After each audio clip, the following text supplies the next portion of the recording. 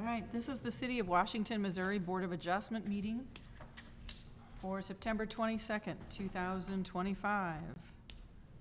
Do you want to do, I call the meeting to order. Gina, can you roll call us? Gwen Montal, Here. Samantha Wacker, Here. Jason Pellin, Here. Kevin Creedy, Here. Josh Cornia, Here. Mark Piontek, Here. Charles Tankovic. Here. Will you join me in a pledge of allegiance? I pledge allegiance to the flag of the United States of America and to the republic for which it stands, one nation under God, indivisible, with liberty and justice for all.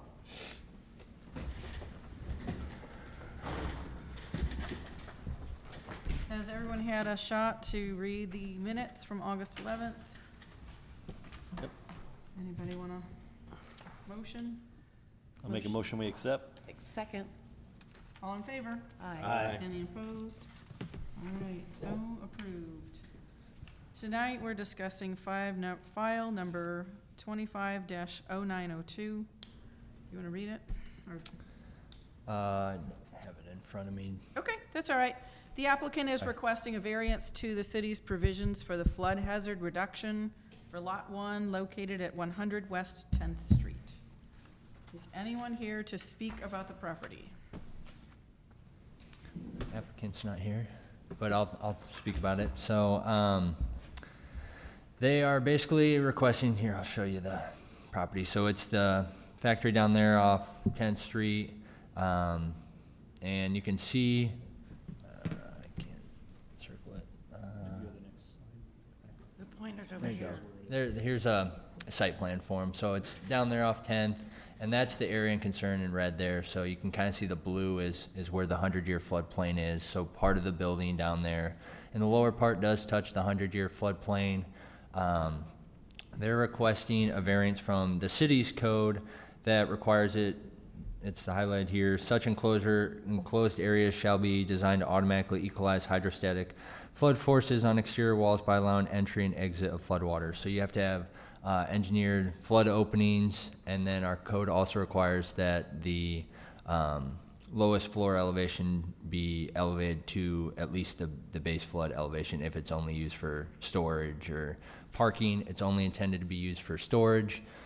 These requirements are above and beyond FEMA's requirements. They just require either the wet flood proofing or dry flood proofing, which is then just sealing it off and not allowing the waters into the building. So they're requesting a variance from our code, but to follow FEMA's guidelines in this case, since it's an existing structure and just how the floodplain kind of interacts with it at this site. So, questions? Okay, so the way the code reads, as I recall, yes, the uninhabitable parts could just be 1 foot above FEMA, as I recall. But the inhabitable parts had to be 3? Two. 2 feet 2 foot's our above. code, yes. Okay, so in that code, like you couldn't have any utilities, you couldn't have furnaces, water heaters, any appliances, anything within that zone, within that area that was going to be They below would need to 2 be feet they would above. need to be elevated, correct? Okay. So the appliances now, are we going to enforce that part of the code? So if they want to put a water heater, furnace, or whatever, it has to be 2 feet off, essentially, what I'm gathering here, the floor level of that building. Yes. Is that correct? Correct. Okay. I have a particular concern, about this because responders were the ones who are out there. And Going into these situations. several city engineers, I had to remind him that, these things usually occur at 2 a.m. And I never saw him standing next to me when I was knee-deep in water at 2 a.m. So I always had to remind him of that, the things he permitted. So that's why I have a special interest in these. Okay. Yes, that would still be a requirement. Okay. I guess in this case, they're basically planning on making the basement dry, right? So they're not gonna allow the basement to flood. Correct. So the water's not gonna pass through. In this case, they're making a watertight structure. Correct. So even though they're gonna maintain that elevation, it should not be wet in the basement. And that's the part that's gonna be in there, is it's gonna be in the floodplain, is gonna be the basement level. Yes, not- correct. Not the primary level. Okay, gotcha. So, yeah. Then my concern is, yes, that we would at least meet the part of the code that keeps any hazards out of that flooding area. If they don't have if they don't have a problem with water entering their building, I guess I don't either. Okay. But the things that we would normally have to respond to, water endangering electrical, water endangering gas, those sort of problems are not being allowed. Okay, yeah, that makes sense. Okay. Do we know what the applicant plans, like, what are their plans for this? The whole building? Yeah. It's manufacturing. I don't know that they have an intended use, like they're still kind of figuring out who's gonna occupy the space, they're gonna fix it up, and then they have a couple people interested, I guess, for going in there, but this portion specifically, they said would stay storage. That's just, the basement level storage area, so. Okay, so yeah, because I read something here about material storage, so I guess do we know, I mean, is that part of the basement, does that even have any mechanical things in it that would be of concern, or that we're asking them to move or elevate, or? They did, yes.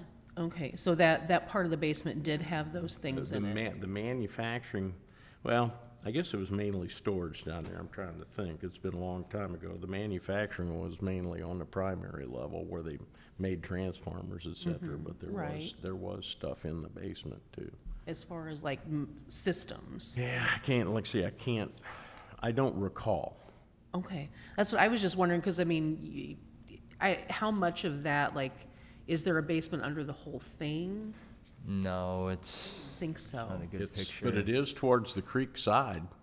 There's a big there's a hole. door. Kind There's of a where, big hole in the floor on the creek side of that building, I'll tell you that. you can kind of see in this, the portion that's the gray that's in the blue floodplain area, that's what portion has like a basement, and then it goes up from there to the east. So the basement's just that like east, third, I guess. Historically, not that it can't happen, because everything, all the development is occurring to our southwest, and the Bush Creek floodplain goes we always have to remember the Bush Creek floodplain goes all the way up, or what, no, that's not the right word, where it gathers water goes all the way to Country Club Road. The watershed. Watershed.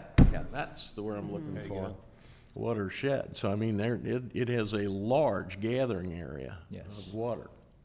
And historically, we haven't had a lot of problem downstream from the bridge. Primarily, we have had problems upstream from Stafford Street Bridge.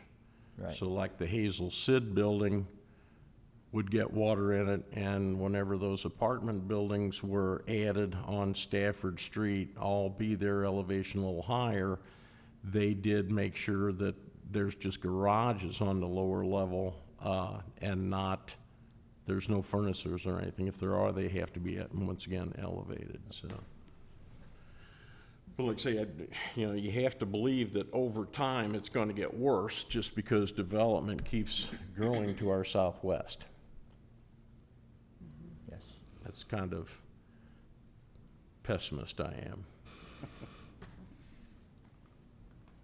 Realist? Yeah, realist, thank you, Gwen. So Appreciate that, that was So nice. if we're inclined to grant the variance, but not as to these mechanical systems, do we need to reword in some way what we would be doing so that it's clear that they still have to comply with elevating any kind of mechanical systems? What Mark, is that's a question for you. What do you want, what's the resolution read?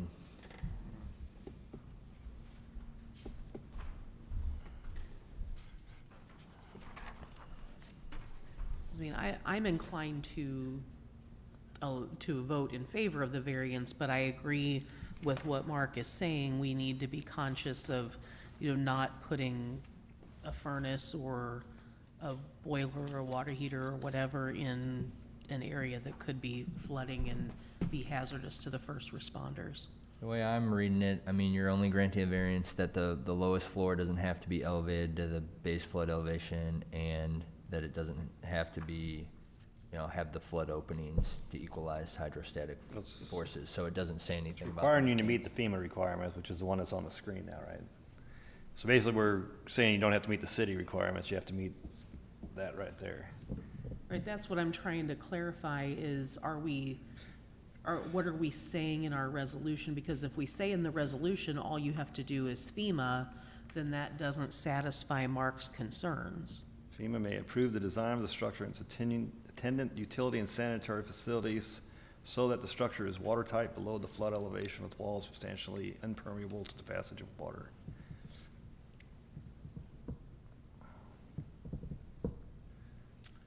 And there, like I say, there's language, because I know those apartment buildings, the garages are down there, like I said, so that, there's no, if you will, somebody might lose a Right. car. Right. They might have damage to their car, but there's, Power outlets, everything should be above. It all That has to flood be- elevation. It all has to be 2 feet above the base flood elevation. And that's FEMA, so I was wondering. That's your code. That's the city code. Okay. So we're granting a variance so they don't have to do city code, but we still want them to do But that not for part of the everything, city right, Is Mark? it- Just is for it- yeah, Is it the section- entire code or just the fact that the water doesn't have to pass? 085A, the one that we're specifically calling out? Correct. Okay, so everything else would still have to meet city code. We're just for this one section, 415.085A, which is just that one paragraph. Everything else would still. So there should be no I'm getting it confusion that now. they still have to comply. so if they're making the exterior impermeable, Mm-hmm. according to FEMA's definition, okay, now it's clear. Okay. Yeah, all, let's see, all utilities shall be above the base flood elevation plus 2 feet. These utilities include sanitary sewer, water facilities, and all electrical and mechanical equipment. Okay. So that's regardless of whether we grant the variance. Okay, I just want to be sure we're all on the same page. Yep, Yeah. well, that's good to check. Any other questions? Everybody satisfied? Okay. Want to call for a vote? Somebody motion? Somebody's gotta. Gotta read it. Oh, read it? Okay. Charles, I can read the resolution. Oh, sorry. Whereas the board does find and determine that the properties in question located at 100 West 10th Street is within the city limits of the city of Washington, is located in M2 Industrial Zoning District, and whereas section 415.085A specific standards for substantial improvements that fully enclosed areas below lowest floor used solely for parking of vehicles, building access, or storage in an area other than a basement and that are subject to flooding shall have the floor of such enclosure elevated to the base flood elevation. Such enclosed areas shall be designed to automatically equalize hydrostatic flood forces on exterior walls by allowing for the entry and exit of the floodwaters, whereas the applicant is requesting a variance from these requirements by proposing to meet FEMA requirements for non-residential structure below the base flood elevation to be watertight. Now therefore be it resolved that the request to vary the flood damage prevention specific standards to meet FEMA regulations for non-residential structures below the base flood elevation, provided that all other ordinances and regulations of the city of Washington are met. The city engineer is hereby directed to issue a building permit for such dwellings as described in accordance with this resolution of decision. Roll call vote. Jason Pellin, Yes. Kevin Creedy, Yes. Samantha Wacker, Yes. Mark Scornia, Aye. Gwen Montel. Yes.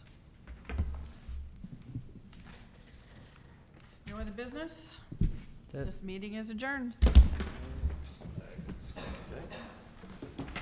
Cool. Thanks, Gina. See you, Mark. Hey, Mark. Others need to leave. Good night. us.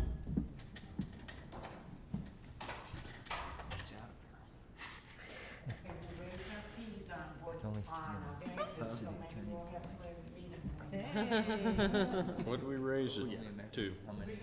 $100,000, like the H-1B visas? You're not squealing, then you're not doing it right. No one showed up for It this. was it was 150, wasn't it? What? It was 150, wasn't it? 16. Oh, geez. No kidding. Yeah. There you go. So I did. Yep, thanks. We did a trash transfer design, facility design for City of Yeah. St. Louis, and I'm a transportation guy, it's for the Port Authority, so I got involved in the project that way. Right. So I had to take the project down to St. Louis Building Department to get the permits, right? So $25 permit review fee, whatever, and like, a month and a half later, they call me, yeah, we got your stuff ready, come in here. So I go in and look at it, go, everything's approved.